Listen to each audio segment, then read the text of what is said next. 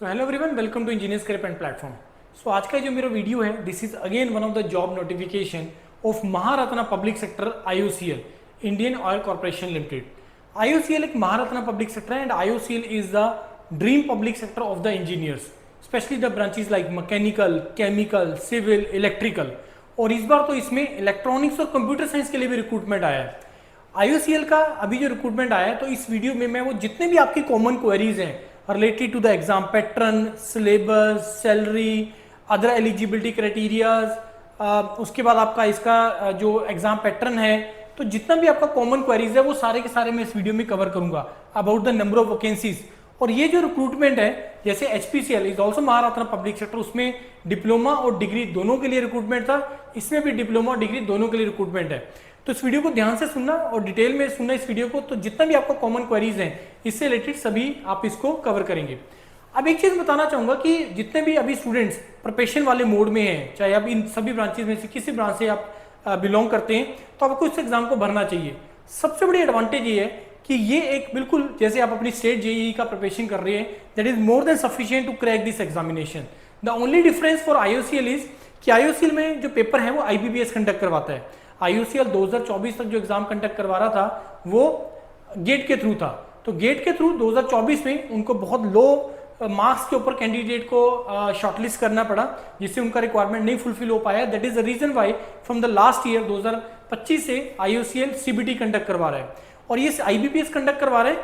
Technical is very simple, easy to moderate level, but जो इसका non technical part है वो मॉडरेट लेवल का होता है, थोड़ा डिफिकल्ट लेवल का भी जाता है क्योंकि आईबीपीएस कंडक्ट करवाता है। लेकिन इसमें एक एडवांटेज ये है कि इसमें आपको टाइम कंपैरेटिवली ज्यादा मिल रहा है। 100 क्वेश्चंस के पीछे 150 मिनट्स का टाइम मिलता है। एचपीसीएल भी आईबीपीएस कंडक्ट करवाता है, उसमें 150 मिनट्स में 170 क्वेश्चंस का क्वेश्चंस आपको करने होते हैं, तो वहां पे टाइम थोड़ा शॉर्ट पड़ जाता है। बाकी it's all about practice. Engineers के लिए क्वांट रीजनिंग वाला कोई ट्रबल नहीं है, it's the basic thing only, basic aptitude only. तो अब इसके रिलेटेड जो एग्जाम प्रिपरेशन के लिए मॉड्यूल हम लोग प्लान कर रहे हैं, बहुत जल्द अभी इसको अनाउंस कर देंगे। तो आपको एक फ्री व्हाट्सएप ग्रुप है जो इस वीडियो के डिस्क्रिप्शन में, उसको ज्वाइन करना है, और एक गूगल फॉर्म है। अगर आप पेड मॉड्यूल के लिए इंटरेस्टेड है तो आप गूगल फॉर्म भर दीजिए, तो उसमें वहां पे आपका सारा तैयारी इसमें हो जाएगा। तो अब मैं आपको ये सारी चीजें कवर कर रहा हूँ, एक एक करके मैं सारे इसके पीडीएफ ओपन करूंगा, तो सारी क्वेरीज आपकी इसमें कवर हो जाएंगी। तो ध्यान से सुनते रहना इस पूरी वीडियो को। अब इसमें क्या है, आईओसीएल सीबीटी 2026 14 अगस्त को इसका डिटेल नोटिफिकेशन आया है। अब इसमें सबसे पहले केमिकल, अगर आपका BTech, B equivalent degree, general EWS OBC के लिए 65%, रिजर्व्ड के लिए 55%। तो अगर आपका बीटेक इसमें से किसी ब्रांच से है then you are eligible for the civil, this is criteria same. तो अगर आपका सिविल इसमें से किसी ब्रांच में से अगर आपका बीटेक है then you are eligible. Computer science के लिए बहुत सारी ऑप्शंस यहाँ पे दिया है, तो बीटेक, बी इक्विवेलेंट ये, और कंप्यूटर साइंस अगर आपका इनमें से किसी भी ब्रांच से है then also you are eligible.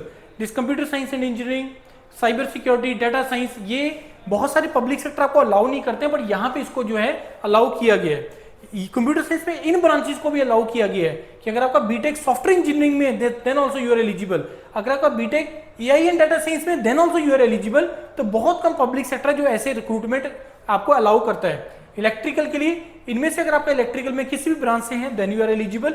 Electronics and communication में अगर आपका इनमें से किसी भी ब्रांच से है then you are eligible. For instrumentation अगर आपका इनमें से किसी ब्रांच से है then you are eligible. For mechanical इनमें से किसी ब्रांच से देन यू आर एलिजिबल। और इलेक्ट्रॉनिक्स में अगर आपका इसमें से इंस्ट्रूमेंटेशन में अगर आपका बीटेक ब्रांच इनमें से किसी ब्रांच से है then also you are eligible. मतलब अगर आपका इलेक्ट्रॉनिक्स एंड इंस्ट्रूमेंटेशन है then you can also apply for the instrumentation post. MBA marketing का भी है, उसकी रिक्वायरमेंट ये है। ऑफिसर लॉ के लिए उसकी रिक्वायरमेंट ये आप पोस्ट करके देख सकते हैं। Now for the grade A0 diploma level के लिए क्वालिटी कंट्रोल केमिस्ट्री, अगर आपका ग्रेजुएशन डिग्री इनमें से किसी ब्रांच से then you are eligible. Now the diploma vacancies, electrical अगर आपका इनमें से किसी ब्रांच से then you are eligible. For mechanical only mechanical required. For safety अगर आपका इनमें से किसी ब्रांच से then you are eligible for the safety post. और ये सारे के सारे सेफ्टी के लिए ये सारे एलिजिबल हैं, इनका सभी का डिटेल में सिलेबस दिया हुआ है। उसके बाद आपका जो बीटेक का आपका डिग्री और जो मार्कशीट है दोनों आपका 30 सितंबर से तक आ जाना चाहिए, यहाँ पे क्लियरली मेंशन्ड है। उसके बाद हायर क्वालिफिकेशन डिप्लोमा के लिए अगर आपका बीटेक है then you are not eligible, और डिप्लोमा के बाद अगर बीटेक किया हुआ है, परसुइंग है, ये किया हुआ है then also you are not eligible. यहाँ पे क्लियरली मेंशन्ड है कि अगर आपका पाया गया तो आपको हम लोग टर्मिनेट कर सकते हैं। उसके बाद पार्ट टाइम कोरस्पॉन्डेंट नहीं चलेगा, फाइनल डिग्री 30 सितंबर तक आपको आ जानी चाहिए। डिग्री डिप्लोमा जो ऊपर डिसिप्लिन मेंशन्ड है सिर्फ वही आपके एलिजिबल है, इसके अलावा और कोई एलिजिबल नहीं है। अपर एज लिमिट 1 जुलाई से काउंट होगा, 1 जुलाई 2026 को पैरामीटर मानना है। तो ये क्राइटेरिया है। ऑफिसर के लिए बीटेक के लिए 26 है और डिप्लोमा के लिए also 26 for the general category.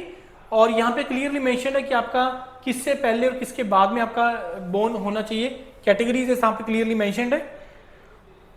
उसके बाद जो सबसे इंपॉर्टेंट चीज है, इंपॉर्टेंट डेट्स में आपका एग्जाम 24 सितंबर को इन्होंने पहले से अनाउंस कर दिया कि 24 सितंबर को आप लोगों का एग्जाम है। उसके बाद about the selection criteria, selection में 3 स्टेजेस हैं। सीबीटी है 85% वेटेज, ये सीबीटी का एग्जाम पैटर्न दिया हुआ है। ग्रुप डिस्कशन है, ग्रुप टास्क है और पर्सनल इंटरव्यू है। इसमें 50 क्वेश्चन टेक्निकल के, नॉन टेक्निकल के 50 क्वेश्चन टेक्निकल के। नॉन टेक में 50 के पीछे आपको 60 मिनट का टाइम दे रहे हैं, टेक्निकल में 50 के पीछे आपको 90 मिनट का टाइम दे रहे हैं। Quant 20 question, reasoning 15 question, English आपको 15 क्वेश्चन। तो 50 question 60 minute, 50 question 90 minutes. Although कि मेरे को लगता है कि ये थोड़ा सा रिवर्स होना चाहिए, क्योंकि नॉन टेक का लेवल थोड़ा सा ज्यादा होता है as compare to the other PSU. Technical का जो लेवल है वो नॉर्मल होता है। 0.25 नेगेटिव है इसमें। अच्छा, जो सेक्शन आप डिसाइड नहीं कर सकते आपको कौन सा पहले करना है, सेम ऑर्डर में रहेगा और फिक्स रहेगा। एग्जाम सेंटर्स की बात करें, मैंने वो मार्क किए हैं जो पंजाब, हरियाणा, हिमाचल, जम्मू कश्मीर के लिए एप्लीकेबल हैं। पंजाब में अमृतसर हो गया, बठिंडा हो गया, दिल्ली हो गया, फरीदाबाद हरियाणा में हो गया, जम्मू कश्मीर के लिए हो गया, कांगड़ा हिमाचल वाले स्टूडेंट्स के लिए हो गया, मोहाली पंजाब के लिए हो गया। तो ये सारे मे बी एक आध को इसमें से दे रहा चांसेस कि मेरे से मिस हो गया हो, बाकी मेरे को मेन यही नजर में आए। शॉर्टलिस्टिंग प्रोसेस में क्या है, मिनिमम आपको स्कोर करने इंडिविजुअल सेक्शन वाइज 40% और ओवरऑल 45%। मतलब सेक्शन ए सेक्शन बी में मिनिमम 40% तो चाहिए और ओवरऑल दोनों में 45% मिनिमम चाहिए, तभी आपका नेक्स्ट राउंड में जाएगा। बट डजंट गारंटी कि आपका नेक्स्ट राउंड में जाएगा, क्योंकि नेक्स्ट राउंड में they will call around 1:5 to 1:6 times the candidates. ये वेटेज है। मेरिट लिस्ट सीबीटी का 85% वेटेज है, जीडी का 5% है, इंटरव्यू का 10% है, लेकिन मिनिमम इसमें पासिंग रिक्वायर्ड है।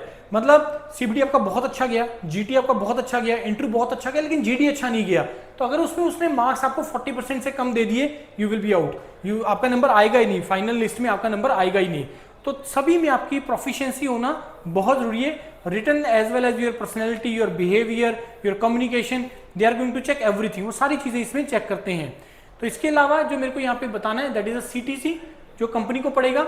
अगर हम बात करें ग्रेड ए के लिए तो 18.5 लाख के आसपास, और E0 जो डिप्लोमा वाला है तो करीबन 11 लाख। तो जेई की सैलरी 4-5 लाख रुपए होती है, यहाँ पे डिप्लोमा वाले की सैलरी 11 लाख रुपए है। बीटेक में एई की सैलरी आपकी तकरीबन 8-9 लाख का पैकेज होता है, यहाँ पे 18.5 लाख का है, डबल से भी ज्यादा है यहाँ पे आपकी सैलरी, राइट। बाकी सर्विस बॉन्ड होता ही है, वो तो अब मेजोरिटी पब्लिक सेक्टर मेजोरिटी जगह पे आपको होता ही है। प्रोबेशन लगा लीजिए, चाहे सर्टिफिकेट वो लगा लीजिए। उसके बाद मेरे को ओपन करता है that is the number of vacancies की अगर हम बात करें, now we will open the number of vacancies. तो नंबर ऑफ वैकेंसीज कितनी कितनी है, ब्रांच वाइज, कैटेगरी वाइज, वो यहाँ पे मेंशन्ड है। तो नंबर ऑफ वैकेंसीज में ये आपका आ गया ग्रेड ए, मतलब बीटेक वाली, बीटेक की जितनी भी ब्रांचेज हैं यहाँ पे मेंशन है। अब सिविल की बात करें तो सिविल में 62 एक बहुत बड़ा नंबर है। सिविल में नॉर्मली किसी भी पब्लिक सेक्टर में इतना बड़ा वैकेंसीज नहीं आता अनटिल अनलेस कि उसमें बहुत मेजर वर्क हो, जैसे कोल इंडिया वगैरह। उसके बाद इलेक्ट्रिकल में 75, again very big number. Electronics में 32, अगेन वेरी बिग नंबर। और सबसे ज्यादा जो वैकेंसीज है, जो हमेशा बोलता हूं मैं कि mechanical is on the gold mine, 118 vacancies mechanical की हैं। और उसके बाद इंस्ट्रूमेंटेशन की 35 है, और कंप्यूटर साइंस के लिए भी, कंप्यूटर साइंस के लिए टोटल 22 वैकेंसीज है। मार्केटिंग के लिए 41 है। डिप्लोमा होल्डर्स की बात करें तो इलेक्ट्रिकल के लिए 14 वैकेंसीज है और मैकेनिकल के लिए 21 वैकेंसीज है, सेफ्टी के लिए 15 वैकेंसीज है। तो ये रहा नंबर ऑफ वैकेंसीज का। अब हम डिस्कस करते हैं अबाउट द सिलेबस। तो सिलेबस के पॉइंट ऑफ व्यू से बात करें, let's discuss about the syllabus. पहले मैं सिलेबस ओपन कर रहा हूँ। एप्टीट्यूड का जो नॉन टेक्निकल पार्ट है सभी के लिए कॉमन है ये वाला पार्ट। तो इसका जो सिलेबस है इसमें आपको 3 कंपोनेंट है, इंग्लिश है, क्वांट है और रीजनिंग है। तो ये सिलेबस है about the verbal ability of English. English में यही टॉपिक है, नरेटिव है, रेडी आरसीज है, बेसिक वोकेबलरी है, वर्ड्स, इडियम, फ्रेजेस है, और basic English grammar, preposition, articles, adjective, ये सारा का सारा आपका पार्ट ऑफ स्पीच में आ जाता है आपका, राइट। उसके बाद आपका बात करें क्वांटिटेटिव एप्टीट्यूड में, क्वांटिटेटिव एप्टीट्यूड में डाटा इंटरप्रिटेशन एक बहुत इंपॉर्टेंट और फेवरेट टॉपिक होता है आईबीपीएस के लिए। यहाँ से बहुत क्वेश्चन डालते हैं और सबसे पहले नंबर पे लिखे है। उसके बाद आपका मैथ्स टेबल्स वाला, numerical computation, ratios, percentage, proportion, permutation, combination, ये तो नॉर्मली आप लोग पढ़ते हैं। Mensuration and geometry, elementary, statics and probability से लेके मतलब क्वांट सारा, रीजनिंग सारा, इंग्लिश सारा, वही जो नॉर्मली आप टॉपिक्स पढ़ते हैं। लेकिन यहाँ पे थोड़ा सा आपको जो लेवल ऑफ जो नॉन टेक्निकल पार्ट है वो थोड़ा सा हायर साइड पे है as compare to the other public sectors, right. अब नेक्स्ट हम जो ओपन करेंगे अबाउट द टेक्निकल सिलेबस। तो टेक्निकल सिलेबस के पॉइंट ऑफ व्यू से देखा जाए तो इसमें पहले मैं ओपन कर रहा हूँ ऑफिसर्स का। तो ऑफिसर के सिलेबस यहाँ पे जो मेंशन है ना, this is about the chemical. तो केमिकल के लिए देखो इसमें सिर्फ मेन टॉपिक्स लिखिए, बाकी सब टॉपिक तो आप किसी भी पीएसयू के लिए अगर आप प्रिपरेशन कर रहे हैं तो टॉपिक्स तो आपको सारी करने हैं। तो वो केमिकल का था। So this is for the electrical, engineering math भी इंक्लूडेड है। So this is the electrical syllabus, वही सारे सिलेबस जो आप नॉर्मली गेट या किसी भी और टॉपिक पब्लिक सेक्टर के लिए पढ़ते हैं। तो इंस्ट्रूमेंटेशन के लिए again these are the 10 topics. उसके बाद आपका आ गया मैकेनिकल, अगेन ऑल टॉपिक्स इसको मर्ज करके लिख दिया। टॉम, वाइब्रेशन, मशीन डिजाइन एक में लिख दिए। SOM, engineering mechanics, strength of material, engineering mathematics, fluid mechanics, heat transfer, thermodynamics, power plant, fluid mechanics, thermal sciences. तो थर्मल साइंसेज आ गया तो इसमें सारा पार्ट आ गया। मटेरियल, मैन्युफैक्चरिंग, इंडस्ट्रियल, तो सारे टॉपिक्स यहाँ पे आ गए। उसके बाद इलेक्ट्रॉनिक्स की बात करें, इलेक्ट्रॉनिक्स के तो वही 8 ही टॉपिक हैं, 8 ही सब्जेक्ट्स हैं सारे के सारे। ईएम, नेटवर्क सिग्नल इकट्ठा कर दिए, EDC, analogue, digital control, communication और आपका इलेक्ट्रोमैग्नेटिक जो आप ईएमएफटी वगैरह बोल देते हैं आप इसको। सिविल की बात करें, अगेन सिविल में water resources, environment, transportation, geomatics, geomatics मतलब जो आपका सर्वे वगैरह पार्ट होता है। वाटर रिसोर्सेज की बात करें तो हाइड्रोलॉजी, इरिगेशन, वो सारी चीजें आपकी आ जाएंगी। फ्लूइड मैकेनिक्स आ जाएगा, इंजीनियरिंग मैथमेटिक्स, स्ट्रक्चर, जियोटेक, तो इन्होंने कंबाइन कर दिया सारा। तो सारे के सारे टॉपिक्स की आपने करने हैं।